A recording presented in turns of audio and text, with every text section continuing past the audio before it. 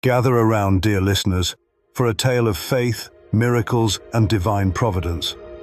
This is the story of Elijah and the widow of Zarephath, a testament to the power of trust and the wonders of the Almighty.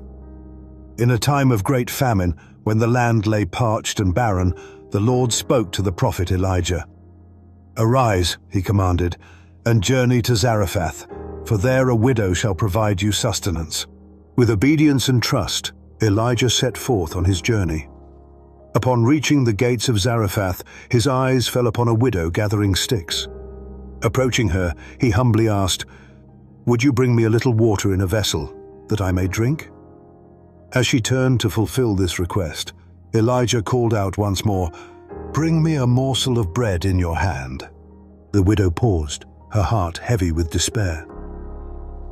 "As the Lord your God lives," she replied, "I have nothing baked, only a handful of flour in a jar and a little oil in a jug. I was gathering a couple of sticks to prepare a meal for myself and my son, that we may eat it and die."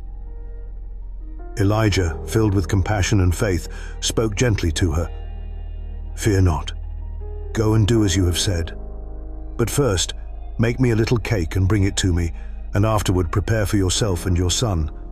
For thus says the Lord, the God of Israel, the jar of flour shall not be spent, and the jug of oil shall not be empty, until the day the Lord sends rain upon the earth." Trusting in the prophet's words, the widow did as Elijah instructed. Day by day, the flour and oil miraculously replenished, providing sustenance and hope amid scarcity. Yet the story does not end here. Tragedy struck when the widow's son fell gravely ill, his life slipping away. In anguish, she cried out to Elijah, questioning why such misfortune had befallen her. Elijah, moved by her sorrow, took the child in his arms and carried him to the upper chamber where he stayed. There, he pleaded to the Lord, "O Lord my God, let this child's life come into him again." The Lord listened to Elijah's supplication, and the child's life returned to him. Elated, Elijah brought the boy back to his mother, saying, "See, your son lives."